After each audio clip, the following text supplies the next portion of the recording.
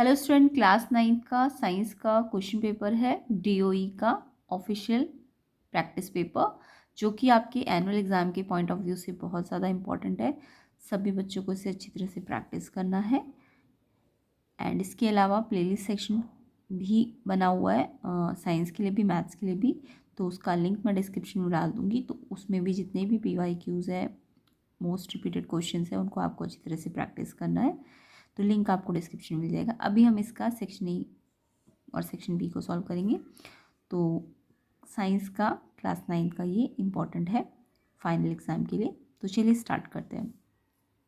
तो सबसे first question इसमें है, रदरफोर्ड का जो स्कैटरिंग एक्सपेरिमेंट है, जो कि गोल्ड फॉइल पे किया गया था। तो यहाँ पे जो एक्सपेरिमेंट है ये फेल हो जाता है स्मॉल स्कैटरिंग एंगल्स पे। क्यों हो जाता है ये फेल? तो फर्स्ट ऑप्शन है velocity of the alpha particle is very large. ये अल्फा पार्टिकल है, तो अल्फा पार्टिकल की वेलोसिटी बहुत ज़्यादा है, इसलिए फेल हो गया है। गोल्ड फॉइल बहुत थिन है, या जो न्यूक्लियर चार्ज है टारगेट एटम का, वो जो इलेक्ट्रॉन्स है उसके थ्रू स्क्रीन्ड नहीं हुआ, या फिर द इम्पैक्ट पैरामीटर जो है alpha particles source nucleus of the target वो ज़्यादा होता है न्यूक्लियस के comparison, nucleus to size of nucleus से। तो यस, ये वाला ऑप्शन ठीक है, इसका डी ऑप्शन, जो अल्फा पार्टिकल्स का इम्पैक्ट पैरामीटर है वो बहुत बड़ा है किसके कंपैरिजन में, न्यूक्लियस के साइज़ में। तो ये इसका ऑप्शन डी करेक्ट आंसर है। इम्पैक्ट पैरामीटर के बारे में और ज़्यादा डिटेल में 11th क्लास में होता है, 12th क्लास में, तो वहाँ पे आपको ये समझने को मिलेगा। फिलहाल तो अल्फा पार्टिकल का जो पैरामीटर है टारगेट का वो ज़्यादा होगा किससे, न्यूक्लियस के साइज से। तो यहाँ पे क्वेश्चन 1 का ऑप्शन डी आपका करेक्ट है। ओके, तो ये इसलिए फेल हो जाता है ये जो स्कैटरिंग एक्सपेरिमेंट है रदरफोर्ड का। तो ये इसका करेक्ट आंसर है, इसको आपको लर्न कर लेना है। ठीक है, नेक्स्ट क्वेश्चन पे आते हैं। नेक्स्ट क्वेश्चन फर्स्ट क्वेश्चन का ही चॉइस वाला क्वेश्चन है। अल्फा पार्टिकल्स क्या है? अल्फा पार्टिकल्स H+ को कहते हैं, या फिर हीलियम प्लस को कहते हैं, या हीलियम 2+ को कहते हैं, या हीलियम को कहते हैं। तो जो अल्फा पार्टिकल्स होते हैं ना, वो हीलियम 2+ को कहते हैं हम। ठीक है, क्योंकि जो हीलियम होता है, हीलियम तो पता है ना आपको क्या होता है। हीलियम क्या होता है, इसका एटॉमिक नंबर 2 होता है, और जो इसका मास नंबर है वो 4 होता है। यानी कि हीलियम का एटॉमिक नंबर 2 है, यानी इसके पास 2 प्रोटॉन है, और 4 इसका मास नंबर है। बट जो हीलियम 2+ है, इसमें 2+ का मतलब इसके प्रोटॉन तो 2 ही है, बट इसमें 2 प्लस का मतलब इसके इलेक्ट्रॉन कम हो गए, 2 इलेक्ट्रॉन। ठीक है ना, यानी कि जो भी इसका एटॉमिक नंबर था 2, उसमें 2 प्रोटॉन थे, है ना। तो अगर 2+ चार्ज आ गया तो इसके जो इलेक्ट्रॉन है वो भी 2 ही होंगे, 2 प्रोटॉन है तो। बट अगर 2+ चार्ज आ गया तो इलेक्ट्रॉन 0 हो गए इसके पास, तो ये पॉजिटिवली चार्ज होता है। ओके, तो यहाँ पे हीलियम अलग चीज़ है और हीलियम 2+ अलग है। समझ आ गया ना, हीलियम 2+ का मतलब इसमें से 2 इलेक्ट्रॉन हट चुके हैं। ठीक है, तो हीलियम 2+ पॉजिटिवली चार्ज होता है। तो ये अल्फा पार्टिकल को हम क्या कहते हैं, हीलियम 2+। ओके, इसको याद रखना है आपको। तो ये सी ऑप्शन इसका करेक्ट है। नेक्स्ट क्वेश्चन देखेंगे।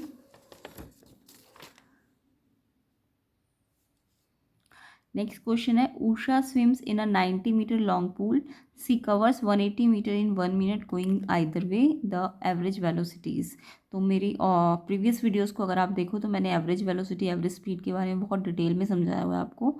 तो इसका लिंक भी मैं डिस्क्रिप्शन में डाल दूँगी, एंड प्लेलिस्ट के लिंक में भी देख लेना, चाहे वो मिड टर्म की प्लेलिस्ट हो या फिर एनुअल एग्ज़ाम की, उनको ज़रूर चेक कर लेना। ये क्वेश्चंस जो है बहुत डिटेल में समझाए गए, कंसेप्ट के साथ समझाया गया है, ताकि आपके एनुअल एग्ज़ाम में मतलब आपको बहुत ईजी लगेगा अगर आप 4 to 5 क्वेश्चन पेपर्स कर लेते हो तो चलिए क्वेश्चन पे आते हैं। तो ये उषा है, वो एक जो पूल है वो 90 मीटर लॉन्ग है। ठीक है, अब वो 90 मीटर लॉन्ग है पूल, तो वो क्या बोला आगे कि उसने कितना कवर किया है, 180 मीटर 1 मिनट में दोनों तरफ गई है वो।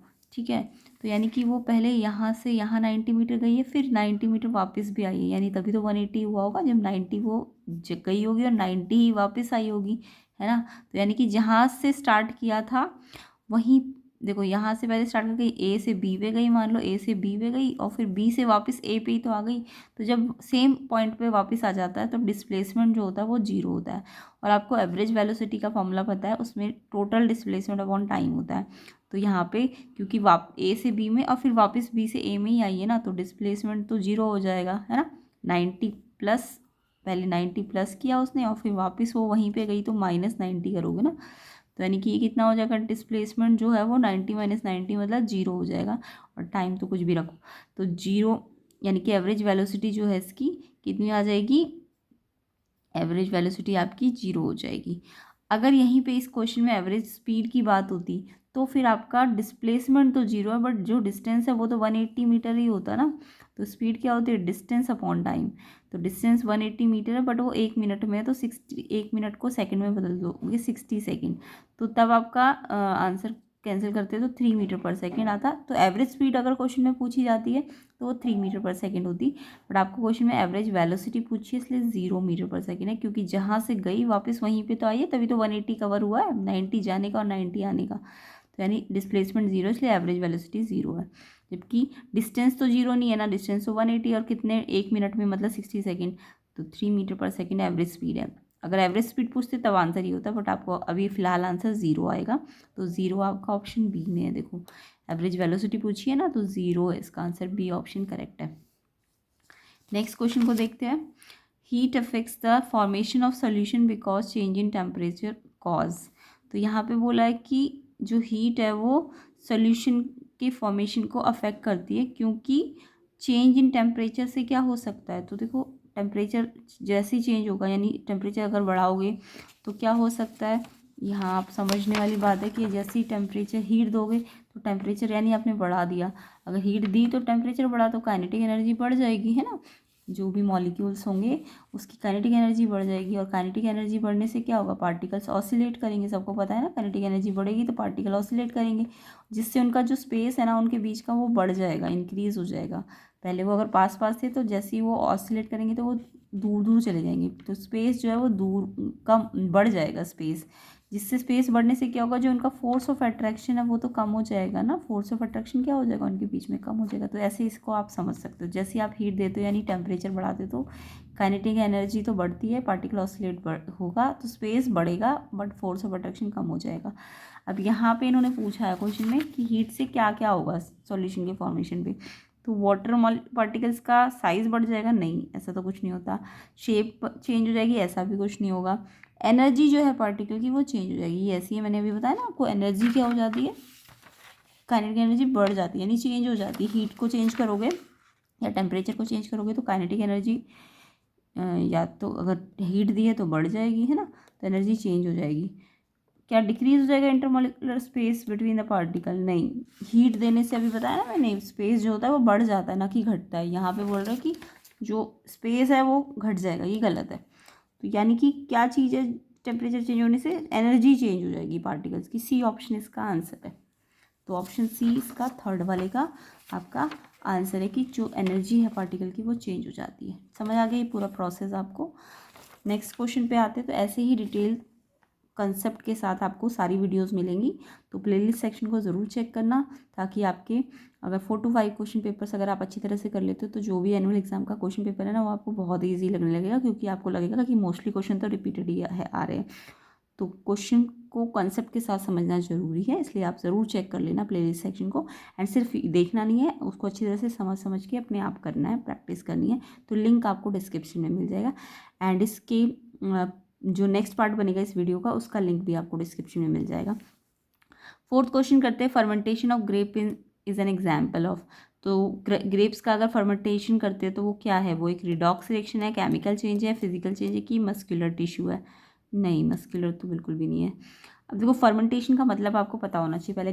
ग्रेप्स का अगर फर्मेंटेशन हो रहा है, फर्मेंटेशन का मतलब जब भी कोई शुगर जो होती है ना वो यीस्ट के थ्रू किस में कन्वर्ट हो जाती है, इथेनॉल और कार्बन डाइऑक्साइड में। तो इस प्रोसेस को ना हम क्या कहते हैं, फर्मेंटेशन कहते हैं। तो क्योंकि शुगर जो ग्रेप्स में प्रेजेंट थी वो यीस्ट के प्रेजेंस में क्या होगी, वो इथेनॉल और कार्बन डाइऑक्साइड में कन्वर्ट हो रही है। तो अगर वो कन्वर्ट हो रही है तो ग्रेप्स का जो नेचर है वो बिल्कुल चेंज हो जाएगा ना, उसकी प्रॉपर्टी चेंज हो जाएगी, क्योंकि वो किस में कन्वर्ट हो गया, शुगर जो ग्रेप्स का था वो इथेनॉल और CO2 में चेंज हो गया। तो यानी कुछ प्रॉपर्टी चेंज होने को क्या कहते हैं, केमिकल चेंज। तो ग्रेप्स का अगर फर्मेंटेशन हो रहा है तो वो एक केमिकल चेंज है। तो सी ऑप्शन इसका करेक्ट आंसर है। आई होप आपको समझ आ गया होगा। नेक्स्ट क्वेश्चन पे आते हैं। तो सॉरी, ये ऑप्शन सी नहीं है, ऑप्शन बी होना चाहिए ना, ये उल्टा सीधा लगा हुआ है ऑर्डर, बट ये याद रख लेना, केमिकल चेंज है इसका आंसर। अब इसे ऑप्शन बी मान लो तो ऑप्शन बी हो जाएगा। वैसे यहाँ लिखा तो सी है, तो सी मैंने इसलिए सी आंसर लिख दिया है। तो केमिकल चेंज है मेनली इसका आंसर, ठीक है। नेक्स्ट क्वेश्चन पे आते हैं। The VT graph showing motion of a body is and uniformly accelerated motion. ये ग्राफ मैंने ना सारे के सारे आपको इससे प्रीवियस वीडियोस में समझा रखे हैं, मिड टर्म एग्जाम की भी जो वीडियोस बनी थी। तो मिड टर्म एग्जाम के भी प्लेलिस्ट सेक्शन को ज़रूर चेक कर लेना, उसमें मैंने ग्राफ को बहुत डिटेल में समझाया हुआ है। तो यहाँ पे मेरे को बोला गया यूनिफॉर्मली एक्सीलरेटेड मोशन का ग्राफ। तो वीटी ग्राफ में जो भी स्लोप होता है वो आपको पता है ना, एक्सेलरेशन शो करता है, ये मैंने समझाया था डिटेल में। तो अगर वीटी ग्राफ में ये जो ग्राफ आएगा, अगर ऐसे स्ट्रेट लाइन होगा ना ये ग्राफ, तो इसका मतलब ये, तो जो वीटी ग्राफ होता है इसमें ये जो स्लोप आता है, क्योंकि एक्सेलरेशन आपको पता है ना delta we by delta T, तो जो डेल्टा वी है, डेल्टा वी का मतलब ये, और डेल्टा टी का मतलब ये, तो ये जो स्लोप आता है ये we delta we by delta T, ये जो स्लोप आता है ये एक्सेलरेशन होता है। और एक्सेलरेशन यूनिफॉर्म कब होगा, जब ये एक स्ट्रेट लाइन ग्राफ होगा ऐसे। तो ये वाला जो वीटी ग्राफ है जब ऐसी लाइन आएगी तो ये एक्सेलरेशन कैसा होगा, यूनिफॉर्म होगा। ओके, तो इसका मतलब थर्ड वाला जो ऑप्शन है वो आपका करेक्ट है। ऑप्शन वाइज इन्होंने नंबर थर्ड डाला है, तो सी भी बोल सकते हो आप इसको। थर्ड ऑप्शन इसका क्या शो कर रहा है, यूनिफॉर्मली एक्सेलरेटेड मोशन। तो ये वाला इसका आंसर सही है। नेक्स्ट क्वेश्चन पे आते हैं। नेक्स्ट क्वेश्चन है, what is the angle between direction of force and displacement if work done is maximum. तो वर्क डन मैक्सिमम होने के लिए फोर्स और डिस्प्लेसमेंट की जो डायरेक्शन का एंगल होगा वो कैसा होगा। तो आपको पता है ना कि वर्क का फॉर्मूला क्या होता है। वर्क जो होता है आपका तीन चीज़ों पे डिपेंड करता है, एक तो फोर्स पे, एक डिस्प्लेसमेंट पे, एस मतलब डिस्प्लेसमेंट है याद रखना, एक फोर्स पे, एक डिस्प्लेसमेंट पे, और एक फोर्स और डिस्प्लेसमेंट के बीच में कितना एंगल है, उस एंगल को कॉस थीटा कहेंगे, ठीक है। तो वर्क किस किस पे डिपेंड करता है, फोर्स पे, डिस्प्लेसमेंट पे और एंगल पे। ओके, ये तीन चीज़ों पे वर्क डिपेंड करता है। तो जो एंगल, अगर फोर्स जिस डायरेक्शन में है और डिस्प्लेसमेंट भी अगर आप सेम डायरेक्शन पे लगा रहे हो, यानी कि जब फोर्स की डायरेक्शन और डिस्प्लेसमेंट की डायरेक्शन सेम होती है ना, तो उस टाइम पे मैक्सिमम वर्क होता है, याद रखना। यानी कि वर्क मैक्सिमम कब आएगा, जब ये एंगल मैक्सिमम होगा, इन दोनों के बीच का जो एंगल है वो मैक्सिमम होगा। और ये जो कॉस थीटा मैक्सिमम है, ये 10th क्लास में आप थोड़ा ज़्यादा डिटेल में पढ़ोगे। जो कॉस थीटा मैक्सिमम होता है ना, वो 1 वैल्यू पे होता है। कॉस थीटा की मैक्सिमम वैल्यू कितनी होती है, 1 होती है। और ये किस एंगल पे होती है, 0 डिग्री एंगल पे होती है। और वैसे भी समझने वाली बात है, जब फोर्स और डिस्प्लेसमेंट सेम डायरेक्शन में है, सेम डायरेक्शन में, तभी तो मैक्सिमम वर्क होगा, है ना। अगर फोर्स भी उसी डायरेक्शन में और डिस्प्लेसमेंट भी उसी डायरेक्शन में, तभी तो मैक्सिमम वर्क होगा। तो सेम डायरेक्शन का मतलब एंगल कितना होता है, 0 डिग्री। ओके, और मिनिमम वर्क कब होगा, जब फोर्स इधर लगा रहे हो, मतलब फोर्स तो आप इस साइड लगा रहे हो बट डिस्प्लेसमेंट आपका इधर कर रहा होगा, या डिस्प्लेसमेंट इधर हो रहा है बट फोर्स आप उसके अपोजिट। तो जब अपोजिट डायरेक्शन में होता है ना, अपोजिट डायरेक्शन में फोर्स और डिस्प्लेसमेंट एक दूसरे के अपोजिट डायरेक्शन में होता है, तो तब मिनिमम वर्क होता है। तब कैसा होता है, मिनिमम वर्क होता है, याद रखना। मिनिमम वर्क कब होगा, जब अपोजिट डायरेक्शन होगा फोर्स और डिस्प्लेसमेंट का, यानी एंगल ना तब 180 डिग्री होता है। ये भी मैंने एक्स्ट्रा पॉइंट आपको समझा दिया। तो मिनिमम वर्क कब होगा, जब एंगल 180 डिग्री होगा, यानी अपोजिट डायरेक्शन होगा दोनों का, फोर्स का और डिस्प्लेसमेंट का। और जब सेम डायरेक्शन होगा फोर्स और डिस्प्लेसमेंट का, यानी एंगल 0 डिग्री होगा दोनों के बीच में, तो उस टाइम पे मैक्सिमम वर्क होता है। और मिनिमम कब होता है, जब दोनों एक दूसरे के अपोजिट डायरेक्शन में, या फिर एंगल 180 डिग्री, ये याद रहेगा। तो अभी आपको मैक्सिमम वर्क पूछा तो एंगल 0 डिग्री होना चाहिए। ऑप्शन ए इसका करेक्ट आंसर है। तो आंसर क्या होगा, ऑप्शन ए 0 डिग्री, क्योंकि मैक्सिमम वर्क पूछा है ना, तो 0 डिग्री इसका करेक्ट आंसर है। तो ऐसे ही कंसेप्ट आपको सीखने को मिलेंगे, प्लेलिस्ट सेक्शन में ज़रूर चेक कर लेना। एंड चेक करने का मतलब उसको अच्छी तरह से प्रैक्टिस करना होता है। तो लिंक मैंने डिस्क्रिप्शन में डाला हुआ है। क्वेश्चन 7 को देखेंगे, the mass ratio of NaNH in NH3 is. तो जो NH3 है उसमें N और H का आपको मास रेशियो पूछा है। तो देखो N और H का मास रेशियो निकालना है ना, तो यानी कि N का भी एटॉमिक मास पता होना चाहिए और H का भी एटॉमिक मास पता होना चाहिए। तो सारे एटॉमिक मास जो भी इंपॉर्टेंट एलिमेंट्स हैं उनको आपको याद कर लेना है। तो अगर मास रेशो पूछा है तो पहले एन का एटॉमिक मास कितना होता है 14 यूनिट, है ना, याद कर लेना इसको। और हाइड्रोजन का, एक हाइड्रोजन का एटॉमिक मास 1 यूनिट होता है, बट 3 हाइड्रोजन है ना, इसके पास कितने हाइड्रोजन है 3, एन तो एक ही है बट हाइड्रोजन तो 3 है, तो अगर एक का 1 यूनिट है तो 3 हाइड्रोजन का कितना आ जाएगा, एक को 3 से मल्टीप्लाई करो तो 3 यूनिट। अब क्योंकि दोनों के मास रेशो पूछे, एक एन है और 3 एच है, तो एक एन का मास 14 है और 3 एच का मास 3 है, तो इनका मास रेशो निकाल लो, 14:3 आ जाएगा। ओके। लेकिन अगर मॉलिक्यूलर मास पूछते आपसे तो आप क्या करते, तब आप मॉलिक्यूलर मास निकालने के लिए ये जो भी मास आए एक एन और 3 एच का, उनको आपको प्लस करना होता। तो मॉलिक्यूलर मास तो 17 आता है, बट मास रेशो निकालना है, तो इसका मास, और एक एच नहीं है 3 एच है, तो 3 एच का जो मास है उनको आपको डिवाइड करना है, तो 14:3 अभी करेक्ट आंसर है इसका, ऑप्शन बी इसका आंसर है। समझ आ गया? तो इसका आंसर बी ऑप्शन 14:3 है। ऐसी जैसे CO2 है, मान लो, एक एक्स्ट्रा बता देती हूँ, मैंने वैसे बहुत डिटेल में इससे प्रीवियस वीडियोस में भी करा रखे प्लेलिस्ट सेक्शन के अंदर। तो जैसे कार्बन और ऑक्सीजन है, एक कार्बन का एटॉमिक मास कितना होता है 12 यूनिट, है ना, और ऑक्सीजन, एक ऑक्सीजन का कितना होता है, एक ऑक्सीजन का होता है, ऑक्सीजन है, एक ऑक्सीजन का होता है आपका 6 तो उसका एटॉमिक नंबर है ना, एक ऑक्सीजन का 16 होता है, 16, 8 इसका एटॉमिक नंबर है ना ऑक्सीजन का, तो 16 होता है। और क्योंकि ऑक्सीजन कितनी है, 2 है, तो 2 ऑक्सीजन का कितना हो जाएगा 32, 16 2 जा 2 से मल्टीप्लाई करोगे तो 32, तो यानी कि इसका मास 12 है और इसका मास 32 है, क्योंकि ये 2 ऑक्सीजन तो 2 है ना, तो ये आ जाता है आपका 4 3 जा 4 8 जा, तो 3:8। तो CO2 का भी पूछा जा सकता है, ऐसी वाटर का भी पूछा जा सकता है।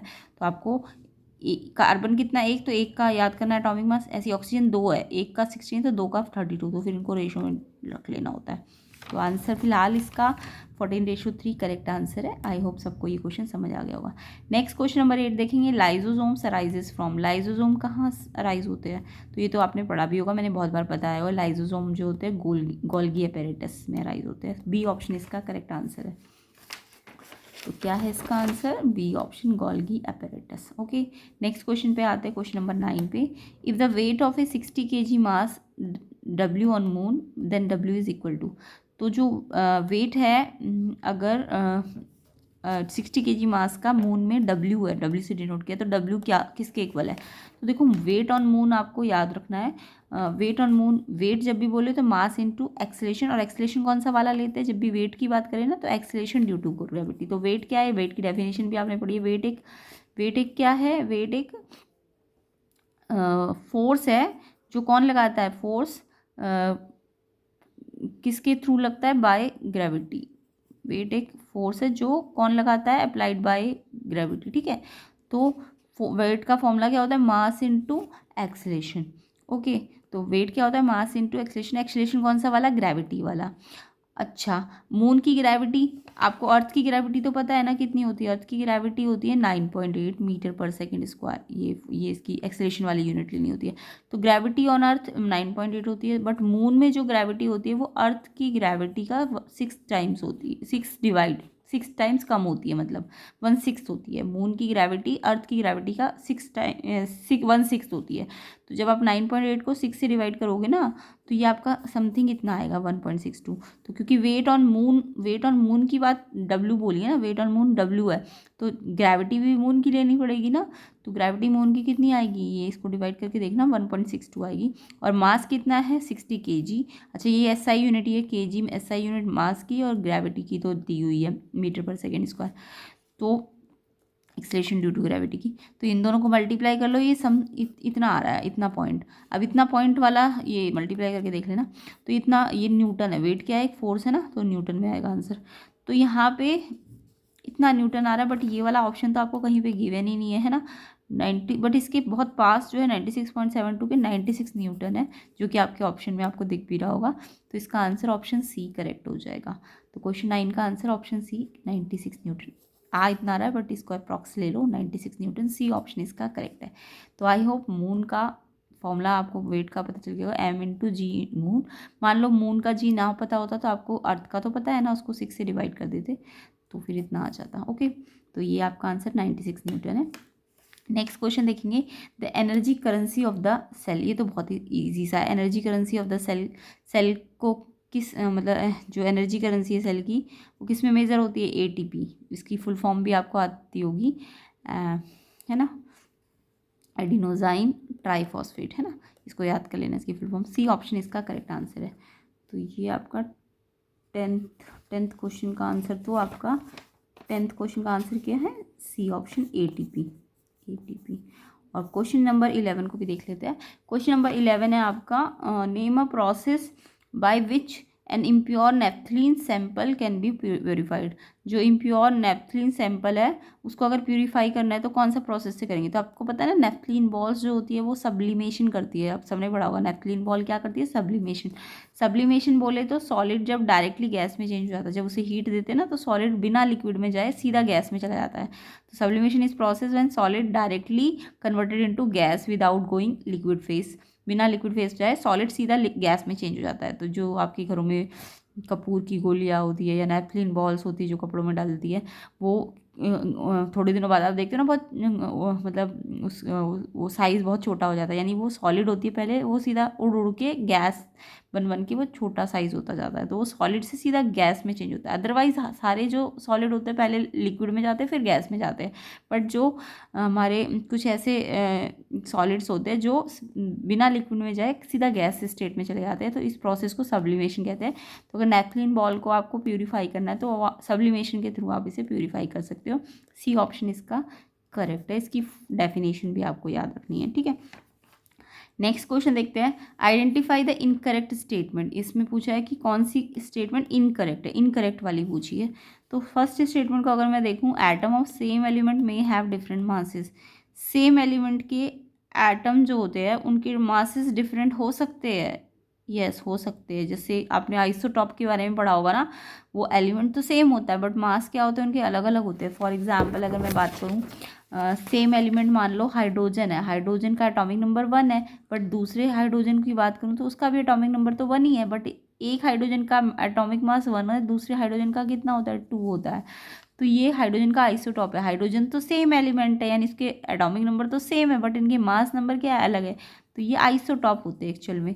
पहला वाला एग्जाम्पल आइसोटॉप का दे रखा है कि सेम एलिमेंट है बट डिफरेंट मास है, तो आइसोटॉप तो हो सकते हैं। यस, ये तो बिल्कुल ठीक स्टेटमेंट है आपकी, है ना, आइसोटॉप हो सकता है। तो ये तो इनकरेक्ट नहीं है। ऐसी कार्बन का एग्जाम्पल भी ले सकते हो आप। आइसोटॉप का कार्बन 12 एटॉमिक मास, कार्बन 6 होता है ना, कार्बन 6, बट उसका एटॉमिक मास 12 भी ले सकते हो। ऐसे ही कार्बन 6 का एटॉमिक मास 14 भी तो होता है। तो कार्बन का एटॉमिक मास तो डिफरेंट है बट एलिमेंट तो सेम है कार्बन। तो ये आइसोटॉप का एग्जांपल है, यानी कि सेम एलिमेंट के डिफरेंट मासेस हो सकते हैं। यस, आइसोटॉप के केस में हो सकते हैं। ये तो बिल्कुल ठीक स्टेटमेंट है। नेक्स्ट स्टेटमेंट को अगर मैं देखूँ, एटम ऑफ डिफरेंट एलिमेंट में have the same masses.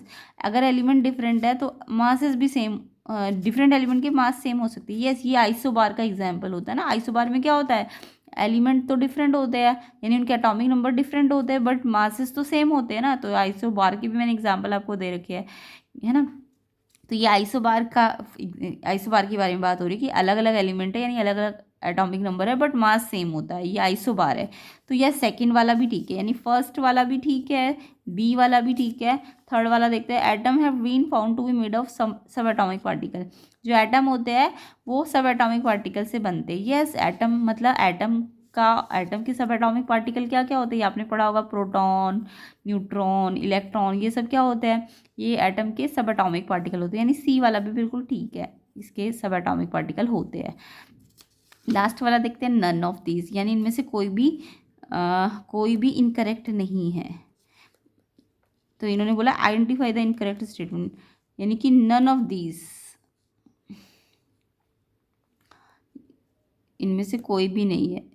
Yes, इन नन ऑफ दीज का मतलब क्या है, मतलब इनमें से ऐसा कुछ भी नहीं है। तो यस, ये वाला मेरे हिसाब से इनकरेक्ट है, यानी ये बोल रहा कि ऐसा ये सारे ही इनकरेक्ट है, यानी कि ये बोलना चाह रहा है। तो ये डी ऑप्शन इसका आंसर होना चाहिए, है ना, क्योंकि बाकी सारे तो ठीक है। अब ये बोल रहा है नन ऑफ दीज इनकरेक्ट, इनमें से कोई भी इनकरेक्ट नहीं है, तो यानी ये गलत बोल रहा है, ये सारे ही तो करेक्ट है ना। तो मेरे हिसाब से तो ये नन आंसर होना चाहिए, बाकी कुछ कन्फ्यूजन सी हो रही है, क्योंकि ये आइसोटॉप का बारे में बात हो रहा है, ये आइसोबार के बारे में बात हो रहा है, और ये भी सही है कि एटम जो होता है subatomic particles atom have been found to be made up of subatomic particle. ये भी ठीक है, ये भी ठीक है, ये भी ठीक है, तो यही होगा आंसर, फिर डी ऑप्शन इसका आंसर होगा। ओके, तो नेक्स्ट क्वेश्चन पे आते हैं।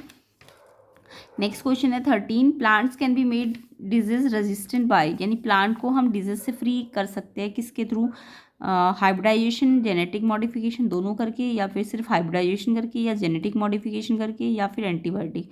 तो एंटीबायोटिक का यूज़ से तो प्लांट्स को डिजीज फ्री तो थोड़ी देर के लिए हो जाते हैं, बट उसके तो साइड इफेक्ट ही होते हैं, तो ये वाला तो सही तरीका नहीं है।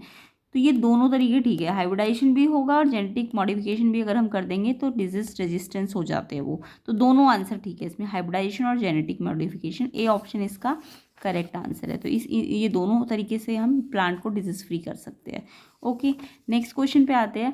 Tyndall effect is observed in which one of the following, ये मैंने आपको टिंडल इफेक्ट के बारे में बताया था कि जब कोई लाइट पास करते किसी कोलाइडल सोल्यूशन में तो वो क्या होती है, बीम ऑफ लाइट ना विजिबल हो जाती है। तो कोलाइडल सोल्यूशन से अगर पास होती है कोई बीम ऑफ लाइट तो वो विजिबल होती है, तो इसको हम टिंडल इफेक्ट कहते हैं। और ये टिंडल इफेक्ट कौन शो करता है, कोलाइडल सोल्यूशंस लाइक मिल्क हो गया या फिर इंक हो गई, ये कोलाइडल सोल्यूशन जितने भी होंगे ना वो टिंडल इफेक्ट शो करते हैं। तो यहाँ पे जो एग्जांपल है स्टार्च वाला जो सोल्यूशन होगा, यानी स्टार्च और वाटर, ये एक कोलाइडल सोल्यूशन है, तो इसलिए ये टिंडल इफेक्ट शो करेगा। तो टिंडल इफेक्ट कौन शो करते हैं, कोलाइडल सोल्यूशन। तो यहाँ पे मिल्क अगर होता तो मिल्क भी आंसर होता, बट स्टार्च सोल्यूशन भी एक कोलाइडल सोल्यूशन है, तो इसलिए टिंडल इफेक्ट कौन सा शो कर रहा है, starch plus water, B option इसका करेक्ट है। नेक्स्ट क्वेश्चन देखेंगे, एलिमेंट विद वैलेंसी 1, यहाँ पे बोला एलिमेंट जिनकी वैलेंसी 1 होती है वो हमेशा नॉन मेटल होते हैं, या फिर मेटल भी हो सकते हैं, नॉन मेटल भी हो सकते हैं, मेटलॉइड्स होंगे या फिर हमेशा मेटल्स होंगे। तो वैलेंसी का मतलब सबको समझ आता होगा, एग्जाम्पल के तौर पे जैसे मैं देती हूँ, मान लो सोडियम है, सोडियम का एटॉमिक नंबर 11 है ना, तो इसके पास कितने है, कितना इसका कॉन्फ़िगरेशन करो KLM है ना, शेल वाइज, पहले शेल में 2 मैक्सिमम, दूसरे में 8 मैक्सिमम होता है, 10 हो गए तो एक यहाँ पे लास्ट वाले में बचेगा। तो इसको यहाँ पे एक एक्स्ट्रा बच गया ना, जबकि होना लास्ट में 8 चाहिए, जबकि यहाँ पे एक ही है, तो 8 तो ये 8 बनाने के लिए 7 तो ये लेगा नहीं, तो ये इसको एक इलेक्ट्रॉन क्या करना पड़ेगा, लॉस करना पड़ेगा, यानी एक इलेक्ट्रॉन लॉस करने का मतलब वैलेंसी कितनी है 1। ऐसी क्लोरीन का एग्जांपल लेते हैं 17, क्लोरीन का एटॉमिक नंबर कितना है 17, तो इसका कॉन्फ़िगरेशन करो, पहले में 2 फिर 8 फिर लास्ट में कितने बचते 7, अब ये लास्ट में होने कितने चाहिए थे 8, अब ये 8 बनाने के लिए एक इलेक्ट्रॉन आसानी से गेन कर लेगा, तो ये तो गेन कर रहा है ना, एक इलेक्ट्रॉन का, कितने का, एक इलेक्ट्रॉन का। और सोडियम जो है अपने ऑक्टेट को कंप्लीट करने के लिए एक इलेक्ट्रॉन क्या कर देगा, लॉस कर देगा, क्योंकि इसको 7 तो किसी से ले नहीं पाएगा ना 8 बनाने के लिए, यहाँ पे 8 होना चाहिए ना, तो ये एक इलेक्ट्रॉन का क्या करेगा, लॉस करेगा। तो जितने भी इलेक्ट्रॉन को लॉस या गेन किया, जितने भी नंबर ऑफ इलेक्ट्रॉन क्या किए हैं, लॉस किए हैं या फिर गेन किए, किस लिए लॉस या गेन किया, ऑक्टेट को कंप्लीट करने के लिए, या डुप्लेट भी हो सकता है कई बार, तो ऑक्टेट को कंप्लीट होने के लिए या स्टेबल होने के लिए उस नंबर ऑफ इलेक्ट्रॉन, जितने भी इलेक्ट्रॉन लॉस या गेन कर रहा है उसको वैलेंसी कहते हैं। तो यहाँ पे एक इलेक्ट्रॉन का लॉस हो रहा है, यहाँ पे एक इलेक्ट्रॉन का गेन हो रहा है, तो यानी इन दोनों की वैलेंसी कितनी है, 1 ही है। जबकि इन एक मेटल है, ये क्या है, एक मेटल है ना, ये क्या होती है, एक मेटल, जबकि क्लोरीन क्या होती है, ये एक नॉन मेटल होती है। तो यानी वैलेंसी 1 का मतलब सिर्फ मेटल नहीं होता, सिर्फ नॉन मेटल नहीं होता, मेटल भी हो सकता है और नॉन मेटल भी। अगर एक इलेक्ट्रॉन लॉस कर रहा है तब भी उसकी वैलेंसी 1 है, अगर एक इलेक्ट्रॉन गेन कर रहा है तब भी उसकी वैलेंसी 1 है। तो इट मीन्स वैलेंसी 1 का मतलब मेटल भी हो सकता है और नॉन मेटल भी हो सकता है, तो बी ऑप्शन इसका करेक्ट आंसर है। आई होप कंसेप्ट आपको समझ आ रहे होंगे, ऐसे ही कंसेप्ट आपको प्लेलिस्ट सेक्शन में मिलेंगे, ज़रूर कर लेना, बार बार कह रही हूँ। 4 to 5 क्वेश्चन पेपर आपको करने हैं, ताकि आपको जब भी आपके पास कोई भी क्वेश्चन पेपर आए, हार्ड से हार्ड कितना भी हार्ड हो, आपको इजी लगेगा। नेक्स्ट क्वेश्चन नंबर 16 देखते हैं, which of the following is not the character of mechanical wave. Mechanical wave का कौन सा करेक्टर नहीं है, नॉट पूछा है, नहीं होना चाहिए, ठीक है। मैकेनिकल वेव ये प्रोपगेट करती है, ये मीडियम पे डिपेंड करती है। यस, मैकेनिकल वेव किस पे डिपेंड करती है, मीडियम पे तो डिपेंड करती है, कि सॉलिड पे चल रही है, लिक्विड पे चल रही है, कि किस पे, तो ये तो है कि ये किस, इसका प्रोपगेशन यानी ये जब चलेंगी तो ये मीडियम पे भी डिपेंड करेगी। यस, बिल्कुल ठीक है ये तो। कैन बी बहुत ट्रांसवर्स और longitudinal, yes mechanical wave transverse भी हो सकती है, लॉन्गिट्यूडनल भी हो सकती है, ये भी ठीक है। इनको मटेरियल मीडियम चाहिए, यस अभी मैंने बताया तो मैकेनिकल वेव को क्या चाहिए, मटेरियल मीडियम चाहिए, वैक्यूम में नहीं चलती है, तो इनको मटेरियल मीडियम चाहिए। Speed is comparatively higher, speed इनकी ज़्यादा होती है, तो ये गलत है, इन्होंने नॉट पूछा है ना, तो यानी स्पीड इनकी कंपेरेटिवली हायर होती है, ये वाला इनका करेक्टर नहीं है, क्योंकि ना स्पीड तो इनकी मीडियम पे डिपेंड करेगी ना, क्योंकि मीडियम मीडियम चाहिए ना इनको, तो मीडियम पे स्पीड डिपेंड करेगी, तो स्पीड मीडियम पे डिपेंड करेगी, तो कभी कम भी हो सकती है, ज़्यादा भी हो सकती है, जबकि ये बोल रहा है हायर ही होती है। तो ये वाला गलत ऑप्शन है और आपको नॉट वाला ही पूछा है, तो यानी ऑप्शन डी इसका आंसर होना चाहिए। ओके, तो 16 भी आपको समझ आ गया होगा। नेक्स्ट एजर्शन रीजंस पे आ जाते हैं। 17 एजर्शन देखो, एजर्शन है a boy goes from A to B with a velocity 20 meter per minute and comes back from B to A with a velocity 30 meter per minute. Average velocity of the boy during the whole journey is 0. तो इसको हम अगर समझ के करें तो देखो यहाँ पे बोलना क्या चाह रहा है कि पहले A से B में गया, एक बॉय जाता है A से B में, जो भी वेलोसिटी थी A से B में उसकी वेलोसिटी 20 मीटर पर मिनट थी। अब वो वापस A से B, पहले A से B में गया, फिर वापस वो B से कहाँ गया, A पे गया, तो कितनी वेलोसिटी से चला, 20 मीटर पर मिनट से, है ना, सॉरी 30 मीटर से है। लेकिन वो देखो पहले ए से बी गया और फिर वापस बी से ए, वापस ए पे ही तो आ गया। तो जब भी मैंने बोला है आपको, अगर इनिशियल पॉइंट और फाइनल पॉइंट सेम है, इनिशियल और फाइनल पॉइंट अगर सेम है, यानी कि ए से स्टार्ट हुआ और वापस ए पे ही वापस चला गया, तो यानी डिस्प्लेसमेंट क्या हो जाएगा, 0 हो जाएगा ना। डिस्टेंस उतना ए से बी उतना ही है, बी से ए भी उतना ही है, तो वापस ए पे ही तो पहुंचा, तो जितना ये यहाँ से यहाँ चला बी से ए में माइनस हो गया ना, तो 0 बचा। तो अगर इनिशियल फाइनल पॉइंट सेम होता है ना, सेम होता है, तो डिस्प्लेसमेंट जो होता है ना, डिस्प्लेसमेंट सेम होता है तो डिस्प्लेसमेंट 0 होता है। और एवरेज वेलोसिटी में डिस्प्लेसमेंट आता है, याद रखना, टोटल डिस्प्लेसमेंट अपॉन टाइम। तो टोटल डिस्प्लेसमेंट कितना है, 0, टाइम चाहे कुछ भी हो, तो इसकी एवरेज वेलोसिटी 0 मीटर पर सेकेंड है। ठीक है, तो यस एजर्शन बिल्कुल ठीक है, एजर्शन बिल्कुल ठीक है। अगर इसी क्वेश्चन में आपको एवरेज वेलोसिटी की जगह एवरेज स्पीड पूछ लेते तो आप कैसे करते, उसको थोड़ा सा एक्स्ट्रा समझ लो। तो अगर इसी क्वेश्चन में एवरेज स्पीड बोल देते ना, तो एवरेज स्पीड क्या होता है, total distance upon total time. यहाँ पे डिस्प्लेसमेंट होता है, जबकि यहाँ डिस्टेंस होता है, एवरेज स्पीड में डिस्टेंस होता है। तो टोटल डिस्टेंस अब सेम नहीं है, क्योंकि ये अलग स्पीड से चल रहा है और यहाँ पे अलग स्पीड से चल रहा है। तो टोटल डिस्टेंस, बट डिस्टेंस तो दोनों में सेम है, ए से बी में भी उतना ही है जितना बी से ए में है। तो जब डिस्टेंस सेम होता है ना, तो average distance, total distance upon total time का एक फॉर्मूला याद करा करो, ये वाला। डिस्टेंस देखो जाने का भी वही है और आने का भी वही है, डी प्लस डी रख लो। और टाइम, टाइम नहीं दिया आपको क्वेश्चन में, आपको स्पीड दिया हुआ है, ध्यान रखो। तो टाइम का फॉर्मूला आपको पता है ना, टोटल टाइम मतलब T1 प्लस T2। अब T1 क्या होता है, टाइम क्या होता है, टाइम होता है डिस्टेंस अपॉन में स्पीड। स्पीड का मतलब V1 ले लेती हूँ, ये एस तो डिस्प्लेसमेंट शो हो जाएगा। टाइम क्या होता है, डिस्टेंस अपॉन स्पीड, है ना।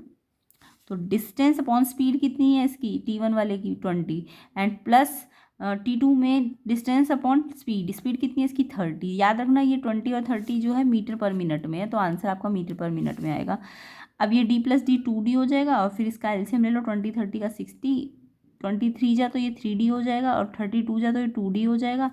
अब ये पूरा फ्रैक्शन रेसिप्रोकल होगा तो 60 ऊपर आ जाएगा, 3D 2D 5D नीचे आ जाएगा, डी से डी कट जाएगा और कैंसिल वैंसिल करोगे तो 24 मीटर पर मिनट आंसर आएगा। ये अगर क्वेश्चन एवरेज स्पीड का होता तो तब आपका आंसर 24 मीटर पर मिनट आता। और फिर मिनट को सेकंड में बदलोगे, क्योंकि स्पीड मीटर पर सेकंड में लानी है, तो सेकंड में बदलने के लिए 1 मिनट में है ना ये, तो 60 सेकंड, तो इसको से डिवाइड करो, 6 4 जा 6 10 जा, तो 0.4 आ जाता आंसर मीटर पर सेकंड में, मीटर पर मिनट में 24। एवरेज स्पीड होता तो अब आपको ऐसे करना है, बट क्वेश्चन आपका एवरेज वेलोसिटी का है, तो बहुत ही सिंपल क्वेश्चन है, ये करने की जरूरत नहीं है। तो ये 0 आ गया, ये असर्शन बिल्कुल ठीक है। रीज़न देखो, रीज़न क्या बोलता है, रीज़न है कि जो ratio of speed magnitude of velocity when the body is moving in one direction is equal to 1।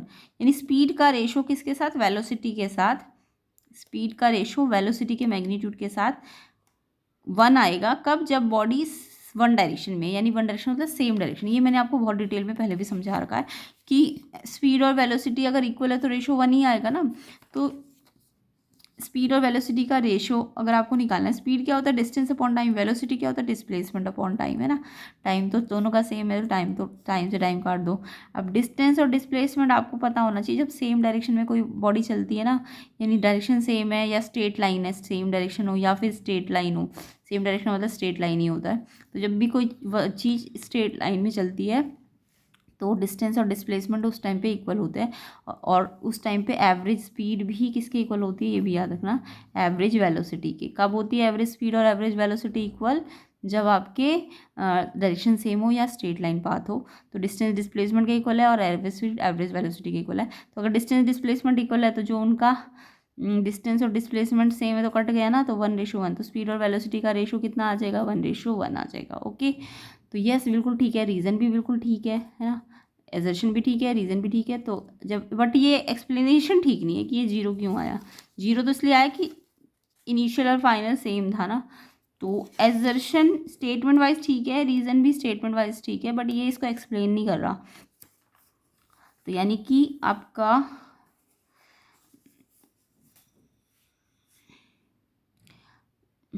तो यहाँ पे सिर्फ सही है बट एक्सप्लेनेशन ठीक नहीं है। बी ऑप्शन आंसर है, ऑप्शन बी इसका आंसर है क्वेश्चन नंबर 17 का। तो मैंने बहुत डिटेल में भी समझा दिया, कंसेप्ट पूरा समझा दिया, एवरेज वेलोसिटी कैसे निकालनी है, ये जीरो क्यों आई क्योंकि ए से शुरू हुआ था और ए पे ही वापस गया, तो डिस्प्लेसमेंट जीरो, तो एवरेज वेलोसिटी भी जीरो है।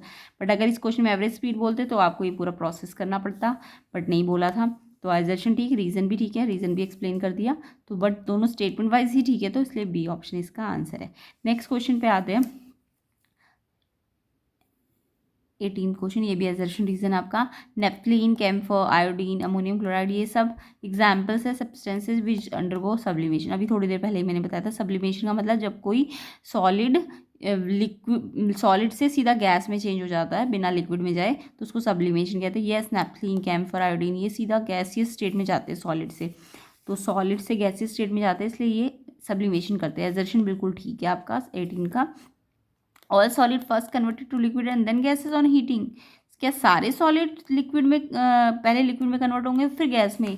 अभी तो थोड़ी देर पहले बताया है, कुछ सॉलिड जैसे कि ये वाले सॉलिड जो होते हैं, सॉलिड से सीधा किस में चले जाते हैं, गैस में। अदरवाइज सॉलिड से पहले किस में जाना चाहिए, लिक्विड में। जितने भी मोस्टली सॉलिड पहले लिक्विड में जाते हैं फिर गैस में जाते हैं, बट सारे सॉलिड की बात करें, यहाँ ऑल लिख दिया तो ऑल तो नहीं जाते, ये जो सबलाइम होते हैं वो तो सॉलिड से सीधा गैस पे चले जाते हैं ना, तो रीज़न गलत है, क्योंकि बोला ऑल सॉलिड लिक्विड से और फिर गैस में जाते हैं। नहीं, वैसे स्टेप यही चलना चाहिए, सॉलिड से पहले लिक्विड और फिर गैस, बट जो कुछ ये वाले होते हैं ना, ये सॉलिड से सीधा गैस में बदल जाते हैं, इसी सब्लिमेशन कहते हैं। तो एजर्शन ठीक है बट रीज़न गलत बोल रहा है, क्योंकि इसमें ऑल लगा दिया इन्होंने। तो एजर्शन सही, रीज़न गलत, एजर्शन सही और रीज़न गलत, यानी इसका आंसर सी ऑप्शन हो जाएगा। तो क्वेश्चन 18 का आंसर आपका सी ऑप्शन है। ओके, क्वेश्चन 19 पे आते हैं। क्वेश्चन 19 है, डेंड्राइट एक सिंगल लॉन्ग सिलिंड्रिकल प्रोसेस है जो कि फॉर्म करता है फाइन ब्रांचेस टर्मिनली। नहीं, डेंड्राइट नहीं होता, डेंड्राइट की जगह यहाँ एक्सॉन होना चाहिए था। Axon single long cylindrical process terminally branches में डिवाइड होता है, यहाँ एक्सॉन होना चाहिए तब ठीक होता, तो डेंड्राइट तो नहीं है, तो एजर्शन आपका गलत है। रीज़न देखो, it consist of short processes arising from the cyton. Yes, इससे बनता है, शॉर्ट प्रोसेस से बनता है, ये ठीक है, रीज़न आपका ठीक है बट एजर्शन गलत है, यहाँ पे एक्सॉन होना चाहिए था। तो 19 का एजर्शन गलत बट रीज़न सही, इसलिए डी ऑप्शन इसका आंसर है। एजर्शन गलत और रीज़न सही है, डी ऑप्शन आंसर है। ओके, 19 का। 20 देख लेते हैं। For noble gases valency is zero. तो नोबल गैसेज मैंने आपको बहुत पहले भी समझाई हुई है, डिटेल सोल्यूशन समझाया हुआ है, कंसेप्ट समझाया हुआ है। नोबल गैसेज के नाम भी याद कर लिया करो। नोबल गैसेज आपकी होती है helium, neon, argon, krypton, xenon, ये सब नोबल गैसेस होती है।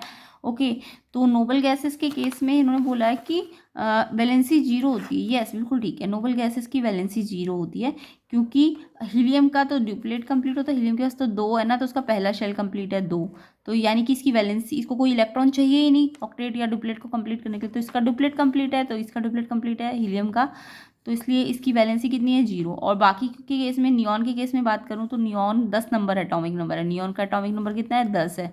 हीलियम का आपका एटॉमिक नंबर 2 होता है, तो इसका पहला शेल ही कंप्लीट होता है, और नियॉन का 10 होता है, तो इसका 2 और 8, इसके लास्ट में कितना होता है, वैलेंस इलेक्ट्रॉन 8 होता है, तो इसकी वैलेंस इलेक्ट्रॉन तो 8 है, वैलेंस इलेक्ट्रॉन 8 है, वैलेंसी कैसे आएगी, जब 8 है तो 8 में से 8 को माइनस कर दो तो जीरो। यस, इसकी वैलेंसी जीरो है, तो इन सब के ना ऑक्टेट कंप्लीट होते हैं, तो इसलिए इनकी वैलेंसी जीरो होती है। इसका डुप्लेट कंप्लीट होता है, इसलिए इसकी वैलेंसी जीरो होती है। तो एजर्शन तो बिल्कुल ठीक है कि जो नोबल गैसेस होती है, जिनको हम इनर्ट गैसेस भी कहते हैं, नोबल को और क्या कहते हैं, इनर्ट गैसेस, ये रिएक्शन नहीं करती है, ये अनरिएक्टिव होती है नोबल गैसेस, ठीक है। तो इसलिए इनकी वैलेंसी जीरो होती है, यानी इनको ना तो इलेक्ट्रॉन चाहिए, ना गेन करना है, ना लॉस करना है। क्यों नहीं करना? क्योंकि इसका डिप्लेट कंप्लीट है और बाकियों के ऑक्टेट कंप्लीट है, तो वैलेंसी इसलिए जीरो होती है इनकी, ये रिएक्टिव नहीं होती है। समझ आ गया? तो नोबल गैसेस के नाम भी याद कर लेना, इनर्ट गैस, नोबल गैस या अनरिएक्टिव गैसेस जो भी है, हीलियम, नियॉन, आर्गन, जीनॉन। बाकी बोला है रीजन कि नोबल गैसेस के पास 8 वैलेंस इलेक्ट्रॉन होते हैं, रीजन गलत है। अभी मैंने आपको बताया ना नोबल गैसेस की वैलेंसी तो जीरो है, ये करेक्ट है, बट क्या इसके हर बार वैलेंस इलेक्ट्रॉन 8 होते हैं? नहीं। अभी मैंने हीलियम का केस आपको बताया, हीलियम के पास तो 2 ही एटॉमिक नंबर है, तो इसका तो लास्ट जो भी शेल है, पहला ही शेल है, वो कंप्लीट तो है, बट उसके पहले शेल में है कितने इलेक्ट्रॉन? 2 इलेक्ट्रॉन है, यानी इसके वैलेंस इलेक्ट्रॉन कितने हैं? हीलियम के 2 है। वैलेंस इलेक्ट्रॉन मतलब लास्ट शेल में कितने इलेक्ट्रॉन है, तो हीलियम के केस में तो वैलेंस इलेक्ट्रॉन 2 है। हाँ, बाकियों की बात करूँ जैसे नियॉन की, तो इसके वैलेंस इलेक्ट्रॉन कितने? 8 है। वैलेंस इलेक्ट्रॉन मतलब लास्ट शेल के इलेक्ट्रॉन, लास्ट शेल के जो इलेक्ट्रॉन होते हैं उनको हम वैलेंस शेल इलेक्ट्रॉन कहते हैं, तो इसके 8 है। अगर आर्गन की बात करूँ, आर्गन 18 होता है ना, तो 2 8 8, इसके लास्ट में भी 8 ही है, इसका वैलेंस इलेक्ट्रॉन भी 8 है, बट हीलियम का ना वैलेंस इलेक्ट्रॉन 2 है। तो यहाँ बोल रहा है कि नोबल गैसेस के 8 वैलेंस इलेक्ट्रॉन होते हैं। हाँ, बाकी सबका तो ठीक है, बट हीलियम का नहीं है, तो एक्सेप्ट हीलियम वैलेंसी जीरो तो है, बट वैलेंस इलेक्ट्रॉन इसका 2 है, जबकि बोल रहा है सबका 8 होना चाहिए, नहीं, इसलिए ये हीलियम के को ध्यान में रखते हुए ये गलत है। हीलियम का 8 नहीं होता वैलेंस इलेक्ट्रॉन, हीलियम का तो 2 ही होता है, तो इसलिए रीज़न गलत है इस पॉइंट ऑफ व्यू से। तो एजर्शन सही है बट रीज़न गलत है, और एजर्शन सही रीज़न गलत का मतलब होता है सी ऑप्शन आंसर। एजर्शन सही है, रीज़न गलत है। तो ऐसे करके मैंने आपको बहुत डिटेल में कंसेप्ट भी समझा दिए। वीडियो को ज़्यादा से ज़्यादा शेयर करो, ज़्यादा से ज़्यादा लाइक करो, ताकि आपको इसका जो नेक्स्ट पार्ट है सेक्शन बी और सेक्शन सी, हम नेक्स्ट पार्ट में जल्दी से जल्दी आपको इसके सोल्यूशन मिल जाए, ऐसे ही डिटेल सोल्यूशन कंसेप्ट के साथ। तो ये सेक्शन सी को भी हम नेक्स्ट पार्ट में कवर करेंगे, एंड बहुत ही डिटेल सोल्यूशन होगा, कंसेप्ट होगा। ऐसे ही कंसेप्ट आपको प्लेलिस्ट सेक्शन में मिलेंगे, ज़रूर चेक कर लेना। इसलिए कह रही हूँ ताकि आपके फाइनल एग्ज़ाम या फिर नेक्स्ट ईयर, तो मिड टर्म में भी इंपॉर्टेंट ही है ये, बट अभी तो फिलहाल फाइनल एग्ज़ाम आने वाले हैं, तो आपको अच्छी तरह से प्रैक्टिस कर लेना है। ऑफिशियल है ये, इसलिए अच्छी तरह से प्रैक्टिस कीजिए। सेक्शन डी को भी हम उसके नेक्स्ट पार्ट में कवर करेंगे, तो इसलिए जल्दी से जल्दी वीडियो को ज़्यादा से ज़्यादा अपने फ्रेंड्स को शेयर कीजिए, लाइक दीजिए, 1000 लाइक जल्दी से जल्दी कर दीजिए, ताकि जल्दी से जल्दी आपको इस सब का सोल्यूशन मिल जाए, एंड अपने फाइनल एग्ज़ाम की प्रिपरेशन स्टार्ट कर दीजिए, टाइम अब ज़्यादा नहीं है। तो कमेंट करके बताना वीडियो कैसा लगा, एंड चैनल पे नए हो तो सब्सक्राइब ज़रूर कर लेना, एंड प्लेलिस्ट सेक्शन को और इसके नेक्स्ट पार्ट की वीडियोस भी जो बनेंगी उनका सबका लिंक आपको डिस्क्रिप्शन में मिलेगा। तो अच्छी तरह से इसे प्रैक्टिस कर लीजिएगा, ताकि आपका फाइनल एग्ज़ाम में 90+ मार्क्स स्कोर कर सके आप। तो सेक्शन बी से हम नेक्स्ट पार्ट में कवर कर लेंगे।